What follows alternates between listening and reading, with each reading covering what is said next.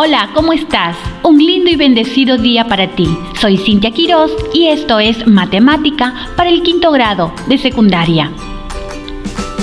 Iniciamos la experiencia de aprendizaje número 5 que lleva por título Tomamos decisiones a partir de las medidas estadísticas para una convivencia armónica. En la actividad anterior hemos analizado información sobre la discriminación étnico-racial.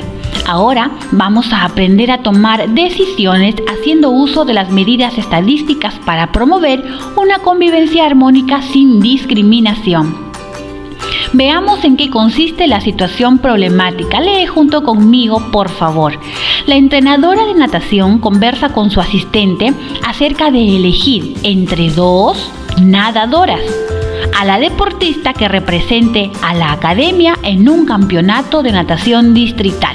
Leamos en qué consistió esta conversación. En las pruebas de las dos nadadoras, ¿quién tiene menor promedio de tiempo en 50 metros libres? Ambas tienen igual promedio, menciona la asistente. ¿Y ahora por cuál nos decidimos? Como ambas tienen el mismo tiempo promedio en sus pruebas, podemos elegir a Julia, que es más alta. Creo que su rendimiento será mejor, dice la asistente. Veamos sus pruebas de 50 metros libres en la tabla de puntuaciones. Y aquí observa la tabla. En esta tabla podemos apreciar el tiempo dado en segundos y los tiempos que corresponden a Elena y a Julia, que son las deportistas, son las nadadoras, y sus tiempos correspondientes en cada una de las 7 pruebas. Por ejemplo, en la primera prueba, Elena le tomó 75 segundos, a Julia solo 52 segundos. En la segunda prueba, Elena lo hizo en 64 segundos, mientras que Julia en 51. Así, por ejemplo, en la última prueba, Elena lo hizo en 70 segundos y Julia en 68. ¿Qué pide la situación problemática? ¿Qué nos pide encontrar? Mira, según la situación y la tabla mostrada, respondemos: 1. ¿Cómo es el tiempo de cada deportista respecto al valor promedio? 2. ¿Cuál deportista debe ser elegida? Justifica tu respuesta. A ver, vamos rápidamente analizando así pequeñito, de forma pequeña, esta situación. Necesitamos escoger entre Elena y Julia para que una de ellas sea la que represente a la academia en este concurso. Como el promedio en ambas es el mismo, allí hay una disyuntiva, un problema, porque si el promedio hubiera sido diferente, tomaría a la nadadora que tiene menor promedio, el que lo hace en menos tiempo. Sin embargo, el promedio es el mismo. ¿Qué podríamos hacer aquí? Mira, vamos a responder algunas preguntas adicionales. ¿Cómo podemos elegir a la deportista que representará a la academia? ¿Seguiríamos la sugerencia del asistente que dice que Julia, por ser más alta, debería ella ser la más calificada? Ahora, ¿qué medidas estadísticas nos ayudarán a resolver esta situación? ¿Será correcto que elijamos a Julia por sus características físicas, como la estatura? Como el promedio en ambas fue el mismo, la asistente sugirió que se elija a Julia porque es la más alta. ¿Tú crees lo mismo? Muy bien, vamos a responder también estas preguntas en el transcurso del desarrollo de esta situación. Vamos a aplicar el método de Polya, de George Polya, las 4 fases. Primero, comprendemos el problema, luego vamos a elaborar una estrategia o plan, aplicamos ese plan y finalmente reflexionamos sobre el proceso o el desarrollo. Vamos entonces con el primer problema y para ello nos vamos a plantear 3 preguntas. La primera de ellas: ¿qué datos se presentan en la situación? Bueno, los datos importantes se encuentran en esta tablita y corresponden pues al tiempo de las dos nadadoras, tanto de Elena como de Julia, en las 7 pruebas de 50 metros libres. Esos son los datos importantes. Vamos con la segunda pregunta. ¿Qué nos piden hallar las preguntas de la situación? Las preguntas de la situación nos piden determinar cómo es el tiempo de cada deportista respecto al valor promedio. y además decidir cuál de las dos deportistas debe representar a la academia en el campeonato de natación distrital. ¿Tenemos información suficiente para responder las preguntas de la situación? Sí, podemos observar que con la información presentada en la situación sí podríamos responder a las preguntas de este problema. Ya estamos en la primera fase. Vamos a la segunda fase, que es la de diseñamos nuestra estrategia o plan. Aquí nos hacemos la pregunta de qué vamos a hacer. Mira, primero vamos a calcular el valor promedio, que es la media aritmética en ambas deportistas. Ya la situación menciona que el promedio o la media aritmética es el mismo en ambas, pero no nos dice cuánto es. Vamos a encontrarlo. 2. Luego vamos a recordar nociones básicas sobre las medidas de dispersión. Calcularemos además el rango de los tiempos de ambas deportistas. Calcularemos también la varianza y la desviación estándar de cada deportista para finalmente interpretar resultados y responder las preguntas de esta situación. Ya cumplimos entonces con la segunda fase de Polya. Diseñamos nuestra estrategia. Vamos ahora a aplicarla. ¿Qué vamos a hacer? Vamos a calcular entonces el promedio o la media aritmética en ambas deportistas. Tenemos aquí la tabla de la situación. Estos son los datos importantes. Para ello, vamos a considerar lo siguiente. Lee conmigo. La media aritmética, también conocida como promedio, toma nota. Acuérdate que cuando te pregunten, encuentra la media aritmética, tú sabes que se refiere al promedio aritmético o solo promedio, al que denotamos con una X y un sombrerito. ¿Sí? Tú observas acá el X sombrerito, que es la que tiene una rayita encima. Este X sombrerito, que es el promedio, es el valor obtenido al sumar todos los datos y dividir el resultado entre el número total de datos n. Acá ven, promedio X sombrerito es igual a la suma de todos los datos entre el total de datos. Así, por ejemplo, si queremos encontrar el promedio de los tiempos de Elena, tendríamos que sumar todos los datos y dividirlo ¿entre cuánto? 1, 2, 3, 4, 5, 6, 7, entre 7, que es el total de tiempos de Elena. Y haremos lo mismo para Julia. Esta expresión matemática del promedio lo podemos también denotar de la siguiente manera. X sombrerito es igual a la sumatoria de cada X sub i sobre n, que es el total de datos. Es la misma fórmula, ¿sí? Y es lo que vamos a encontrar. Vamos a encontrar el promedio tanto para Elena como para Julia, ¿sí? Allí tenemos. Apliquemos entonces la fórmula. Promedio de los tiempos de Elena. Aquí tenemos los 7 tiempos de las 7 pruebas. 75 más 64 más 72 más 78 más 82 más 77 y más 70. Esto me da 518 entre 7, que es n, que es el total de los datos, 7. Y esto es igual a 74 segundos. Es decir, el promedio de los tiempos de Elena en las 7 pruebas es de 74 segundos. Y haremos lo mismo para Julia. Sumamos los 7 datos de los tiempos que corresponden a las pruebas que realizó Julia entre 7, que es el total de pruebas, pues, ¿no? 518 entre 7. Vemos que tanto el promedio de Elena y de Julia es el mismo, como ya nos habíamos dado cuenta, como ya la situación al inicio nos lo había hecho saber. El promedio de Elena y Julia es el mismo, 74. ¿Cómo es el promedio de sus tiempos en ambas deportistas? ¿Son iguales o diferentes? Hemos calculado que el promedio en ambas deportistas es el mismo. ¿Será posible determinar a la deportista que represente a la academia conociendo solo el promedio de sus tiempos? No será posible.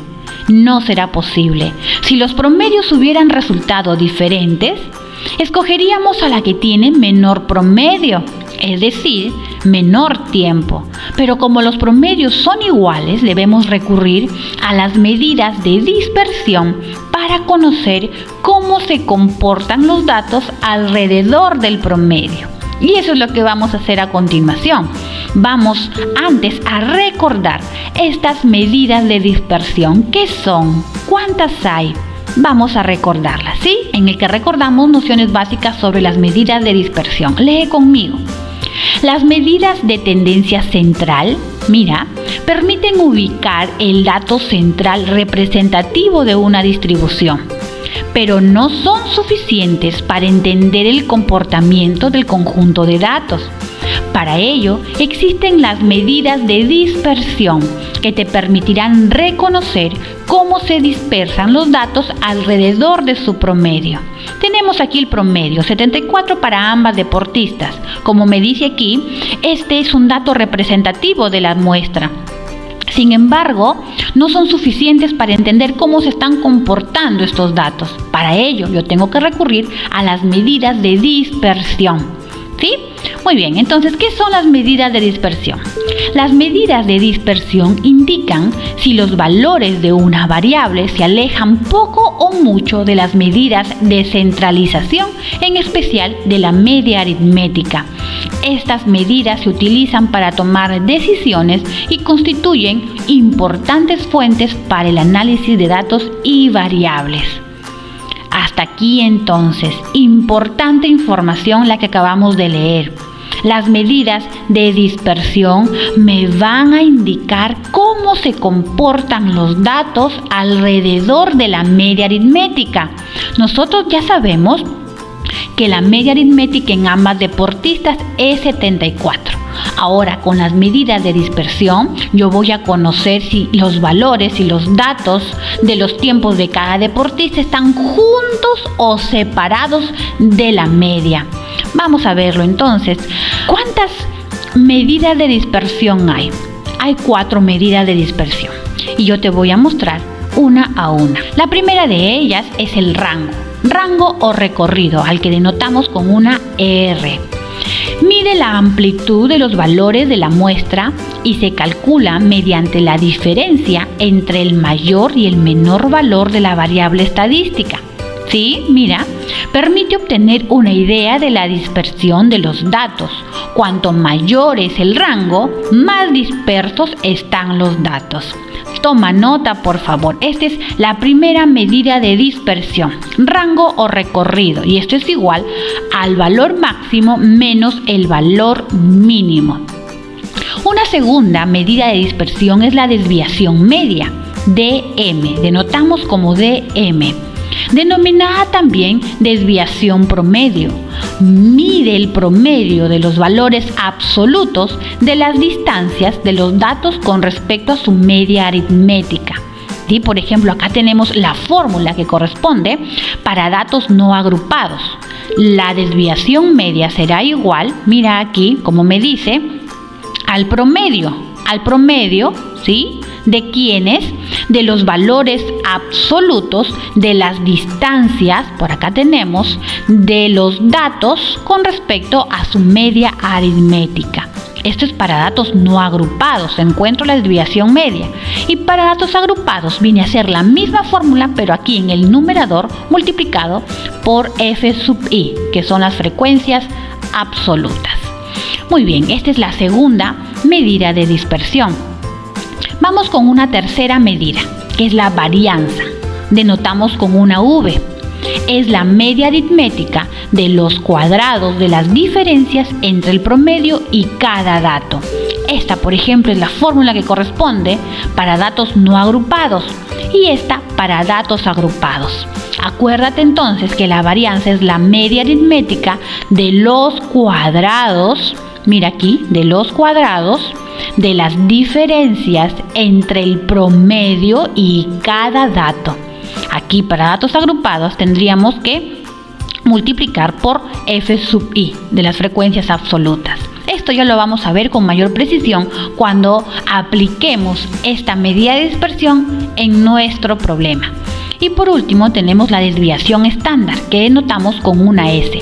La desviación estándar expresa el grado de dispersión de los datos con respecto a la media aritmética de la distribución. A menor desviación, mayor concentración hacia la media. Su valor es igual, mira, la desviación estándar es igual a la raíz cuadrada ¿de quién? De la varianza. Es decir, si nosotros queremos encontrar la desviación estándar, antes tenemos que conocer cuál es la varianza. ¿Sí? ¿Cuál es la varianza? ¿Ok? Vamos a leer aquí lo último.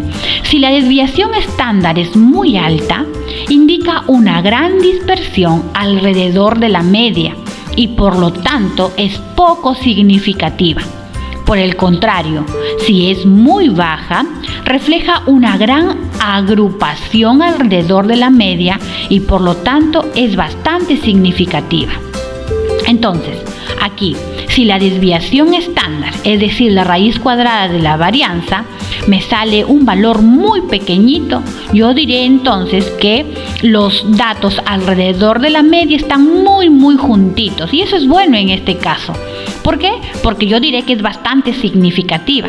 Pero si la varianza, si la varianza o en este caso la desviación estándar fuera muy grande, aquí diríamos que los valores, los datos alrededor de la media están muy dispersos y por lo tanto es poco significativa. 4 medidas de dispersión. ¿Sí? La primera, ¿recuerdas? El rango o recorrido. La segunda, la desviación media. Por acá tenemos la varianza y ahora la desviación estándar. Acuérdate, toma nota por favor. Ya entonces recordamos las nociones básicas de las medidas de dispersión. Vamos a calcular el rango de los tiempos de ambas deportistas. Para ello tengo aquí la información de Elena y de Julia. Recuerda entonces que el rango es igual al valor máximo menos el valor mínimo. Iniciamos con Elena. Identifique entonces en los tiempos de Elena cuál es el valor máximo. A ver. Profesor, aquí lo encontré. Muy bien, el valor máximo 82. ¿Y el valor mínimo? El valor mínimo aquí lo tengo, 64. Entonces, voy a aplicar la fórmula. El rango será igual al valor máximo 82 menos 64. El rango es igual a 18 segundos para Elena. Mientras que para Julia, el valor máximo es 97 y el valor mínimo 51. 97 menos 51 es igual a 46 segundos. Mira, esta primera medida de dispersión, que es el rango, ya me da información valiosa para poder decidir. Elena tiene los tiempos menos dispersos, ¿sí? Porque su recorrido es menor que el de Julia. Entonces, Elena es más pareja respecto a los tiempos de las pruebas. Hasta aquí yo ya podría tomar la decisión y elegir a Elena. Así yo puedo ya dar respuesta a la situación, solamente encontrando el rango, el rango o recorrido. Pero vamos a seguir aplicando las medidas de dispersión. Ya aplicamos el rango, vamos ahora sí con la varianza. Vamos a calcular entonces la varianza en primera instancia para Elena. Aplicaremos esta fórmula. Esta fórmula corresponde a la varianza para datos no agrupados. Recuerda que los datos nos están ofreciendo sin agrupar. Así que utilizaremos la fórmula de la varianza para datos sin agrupar, es decir, para datos no agrupados. En esta ocasión nosotros vamos a aplicar la estrategia del diagrama tabular. Es decir, vamos a trabajarlo en una tabla para organizar los datos y calcular la varianza. Vamos a hacerlo parte por parte, ¿sí? Mira por acá, por ejemplo, se supone que aquí tenemos que sumar. Vamos a sumar, pero estos valores que están al cuadrado, estas diferencias al cuadrado, vamos a empezar entonces con las diferencias, lo que está adentro. Aquí te muestro esta tablita donde están los tiempos de Elena y el promedio. El promedio ya lo tenemos. El promedio aquí es 74. Entonces, ¿qué voy a hacer? Voy a restar cada dato menos su promedio, que es 74. Mira, el primer dato, aquí lo tenemos, ¿sí? X sub i menos X sombrerito, que es el promedio. Entonces, 75 menos 74, que es el promedio, es igual a la unidad. Aquí vamos a hacer lo mismo. 64, que es el dato, el segundo dato, menos 74, que es el promedio. Mira, estamos aplicando esto, lo que está dentro del paréntesis. Muy bien, 64 menos 74, me va a salir un número negativo. Muy bien, menos 10. Y este valor lo tenemos que elevar al cuadrado, ¿sí? Esta diferencia al cuadrado. Estamos haciéndolo paso por paso. Aquí en el primer tiempo, En la primera prueba, 1 al cuadrado, 1, menos 10 al cuadrado, 100. Recordarás entonces que aquí todos los valores que están al cuadrado serán positivos. Todo número elevado al cuadrado es un número positivo. Muy bien, ahora toca con el 72, que corresponde a la tercera prueba. 72 menos 74, ¿cuánto sale? Menos 2, ¿verdad? Menos 2 al cuadrado, 4. Vamos por acá. 78 menos 74, esto es 4, elevado al cuadrado, 16. 82 menos el promedio, que es 74, esto es igual a 8 al cuadrado, 64. 77 menos 74, 3, elevado al cuadrado, 9. Vamos con el último dato. 70 menos 74 menos 4 al cuadrado, 16. Muy bien, ya tenemos, mira, x sub i menos x sombrerito, todo al cuadrado. Tenemos acá esta expresión completa. ¿Qué vamos a hacer? Vamos a sumar. Vamos a sumar todos estos resultados. Entonces tengo varianza es igual a 1 más 100 más 4 más 16 más 64 más 9 más 16. Aquí tengo en el numerador todo sobre n, que es 7. Sumemos, varianza será igual a 210 entre 7. Y esto es igual a 30 segundos. La varianza es 30 segundos. Vamos ahora sí a calcular la varianza para Julia. Recuerda, mira, Elena, la varianza de los tiempos de Elena es igual a 30 segundos. Recuérdalo, ¿ya? Vamos entonces por acá a encontrar la varianza para Julia. Tenemos la información de que el promedio es 74, pero aquí nosotros vamos a utilizar directamente esta fórmula para datos no agrupados. La varianza es igual a la sumatoria de las diferencias de cada dato menos su promedio, todo al cuadrado, ¿sí? Entre n. Vamos a aplicar directamente la fórmula. Varianza será igual a 52, que es el primer dato, menos el promedio, que es 74, al cuadrado, más el segundo dato, 51, menos 74, que es, mira, el promedio. El promedio es el mismo, pues no, el promedio es el mismo. Estoy restando con cada dato y ese resultado elevándolo al cuadrado. Estoy aplicando la fórmula. ¿Sí? Verifica por favor que estas diferencias al cuadrado sean, y sumándolas sean estos resultados. 484 más 529, nuevamente 529 más 441 más 441 más 196 más 36, esto es igual a 2656. Entre 7 obtengo 379,4 segundos. 379 aproximadamente. La diferencia es mucha en relación a Elena, ¿verdad? Entonces, ¿recuerdas cuál es la varianza de los tiempos de Elena? 30 para 379. ¡Wow! Hay bastante diferencia. Entonces, podemos decir que Elena tiene los tiempos menos dispersos porque su varianza es menor que el de Julia. Recuerda que a menor desviación, mayor concentración hacia la media. Entonces, con esta segunda medida de dispersión, que es la varianza, solo hemos corroborado lo que nos decía el rango hace un momento. El rango nos decía de que los tiempos de Elena eran más parejos, porque el recorrido era menor que el de Julia. Aquí simplemente hemos afiatado esa misma respuesta, que Elena tiene los tiempos menos dispersos porque su varianza es menor que la varianza de los tiempos de Julia. Entonces, recuerda esta información: a menor desviación, mayor concentración hacia la media. ¿Sí? En este caso, la desviación en la varianza es menor al de Julia. Muy bien, vamos a aplicar una última medida de dispersión, la desviación estándar. ¿Sí? Y recuerda que la desviación estándar la denotamos con una S. Esta S es igual a la raíz cuadrada de la varianza. Justamente por eso ya encontramos la varianza en ambos deportistas. Vamos a aplicar la desviación estándar. Para Elena la varianza fue 30. Entonces la raíz cuadrada de 30 es igual a 5,48 segundos. ¿Sí? 5,48 segundos. Y haremos lo mismo para Julia.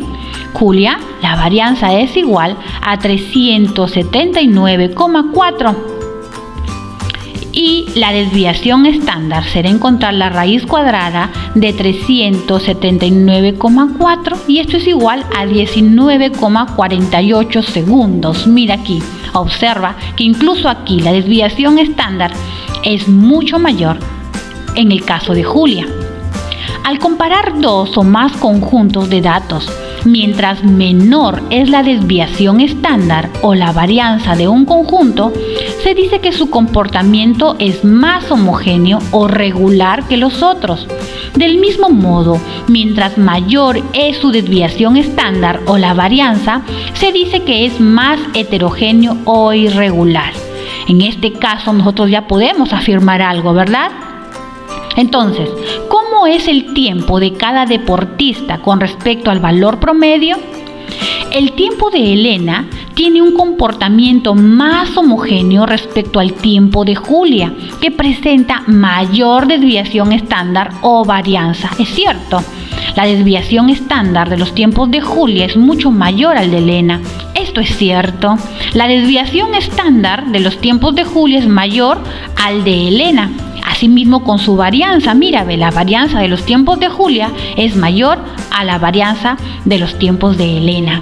Mira, como último paso nosotros tenemos que interpretar los resultados y responder a las preguntas de la situación. Pero antes de hacer esto, yo voy a compartir contigo lo siguiente.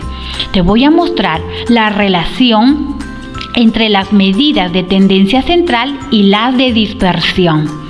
¿Cómo se relacionan? Y para ello vamos a conocer al coeficiente de variación, CV.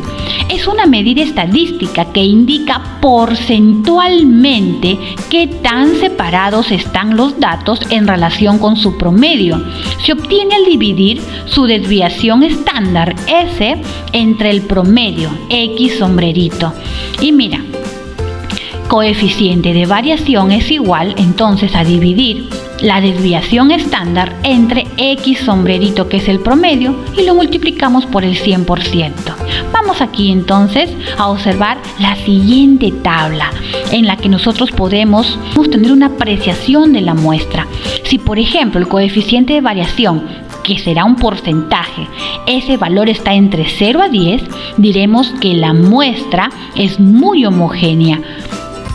Si va de 11 a 15%, es solo homogénea. Pero si ya va de 16% a 25%, diremos que es heterogénea. Y así, si va de 26% a más, diremos que los valores alrededor de la media son muy heterogéneos, están muy separados. Muy bien, vamos a encontrar entonces el coeficiente de variación de Elena, para Elena. Sí, coeficiente de variación será igual a la desviación estándar entre el promedio. La desviación estándar fue de 5,48 segundos para Elena y el promedio de 74. Dividamos entonces 0,074 o 74 milésimos, que multiplicado por 100, voy a mover la comita 2 espacios a la derecha y obtengo 7,4%. ¿En qué nivel está? A ver, ¿en qué nivel? Muéstrame, 7,4% aquí. Entonces en el caso de Elena, el coeficiente de variación es muy homogéneo. Es decir, los datos alrededor de la media o alrededor del promedio están muy juntitos, muy juntitos. Es una muestra muy homogénea. Veamos el caso de Julia. El coeficiente de variación es igual a la desviación estándar 19,48 entre 74. Esto es igual a 0,263 o 263 milésimos, que multiplicado por 100, voy a correr la comita, 1, 2, 26,3%. ¿Y en qué nivel se encuentra entonces? A ver. Oh, de 26% a más. Por lo tanto, en el caso de Julia diremos que los datos son muy heterogéneos, es decir, están muy alejados, están muy separados, están muy dispersos en relación al promedio. Y aquí ya podemos entonces dar la respuesta al problema. ¿Cuál deportista debe ser elegida? Elena presenta tiempos muy homogéneos, mientras que Julia presenta tiempos muy heterogéneos. Elena es la deportista que debe ser elegida, ya que sus datos están muy juntos alrededor del promedio. Esto incluso lo hemos corroborado y dicho anteriormente con el rango, que es la primera medida de dispersión. Lo hemos encontrado también con la varianza y con la desviación estándar. Aquí, con el coeficiente de variación, solamente hemos confirmado lo que ya habíamos encontrado en los resultados anteriores. La deportista entonces que debe ser elegida para representar a la academia es Elena. Y ya dimos la justificación. Muy bien, hasta aquí entonces ya cumplimos con la tercera fase de Polya. Vamos en este momento con la cuarta fase, en la que reflexionamos sobre el desarrollo. Vamos con la primera pregunta. ¿Qué piensas que es mejor, que haya homogeneidad o heterogeneidad? ¿Por qué? Creo que si buscamos que un conjunto de datos sean los más parejos posibles en relación a la media, se considerará que haya homogeneidad. Mientras más homogénea sea la muestra, es mejor. Sin embargo, hay estudios científicos, hay investigaciones en los que estrictamente se basan en hallar la heterogeneidad de la muestra. Así, por ejemplo, encontré el siguiente estudio. Mira, determinación cuantitativa de heterogeneidad en muestras de roca tipo plug usando tomografía computarizada de rayos X. O sea, en este caso no se centran en encontrar la homogeneidad, sino la heterogeneidad. Y hacen el mismo procedimiento que nosotros acabamos de hacer en relación a su metodología. Por lo tanto, considero que va a depender mucho de lo que se busca analizar en una situación, si es que necesitamos tomar decisiones como en el caso presentado el día de hoy. ¿Sí? Mira, a mi parecer, esa es mi apreciación. ¿Cuál es mejor? ¿O qué es mejor? ¿Que haya homogeneidad o heterogeneidad? Eso va a depender de lo que se analiza en una situación. Pregunta número 2. ¿Qué se puede decir de un conjunto de datos si solo sabemos que su media es 67 y que tanto su rango como su varianza son 0? Entonces me dice que el promedio es igual a 67, que el rango y su varianza es 0. Entonces, si el rango es 0, el rango será igual al valor máximo menos el valor mínimo. Si esto es 0, aquí tenemos un dato negativo, pasa con el signo positivo aquí y tenemos que el valor mínimo es igual al valor máximo. Por acá tenemos también que la varianza, ojo, utilizando para datos no agrupados, es igual a 0. O sea, esa información es la que tengo. ¿Qué se puede decir?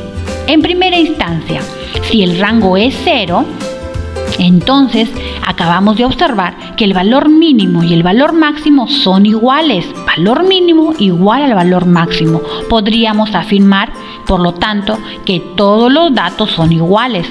¿Por qué, profesora? Porque el rango es 0, el recorrido es 0, no hay recorrido. Todos los datos son iguales. Podría ser, por ejemplo, ¿no? En este caso, si el promedio es 67, todos los datos deberían ser 67, 67, 67. Así, por ejemplo, en el caso de las nadadoras, todos los tiempos de Elena en las 7 pruebas serían 67, por ejemplo. Aquí el recorrido es 0. Todos los datos son iguales. Veamos qué nos dice la varianza. Si la varianza es 0, observa aquí, este n por si acaso no podría ser 0, porque si no caeríamos en la indeterminación. Entonces aquí nosotros sabemos que n es diferente de 0. Si n es diferente de 0, solo cabe la posibilidad que el numerador sea 0. Y para que el numerador sea 0, cada diferencia aquí tendría que ser 0. Cada diferencia. Entonces, para que estas diferencias sean 0 y el promedio es 67, entonces cada dato tendrá que ser igual a 67. 67 menos 67 daría 0. Por lo tanto, Si la varianza es 0, entonces la diferencia entre el promedio y cada dato tiene que ser 0, por lo que se infiere que todos los datos de la muestra tienen que ser iguales, es decir, iguales a 67, como incluso lo habíamos encontrado aquí en este primer párrafo. Vamos con una tercera pregunta.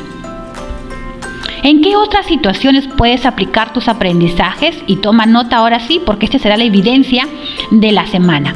Revisa y resuelve la situación que se encuentra en la ficha número 9, páginas 117 a 120 del cuaderno de trabajo de matemáticas. Resolvemos problemas 5. Aquí analizaremos los resultados de una prueba de matemática aplicando medidas de dispersión. ¿De qué manera ayudaron las medidas estadísticas a tomar decisiones?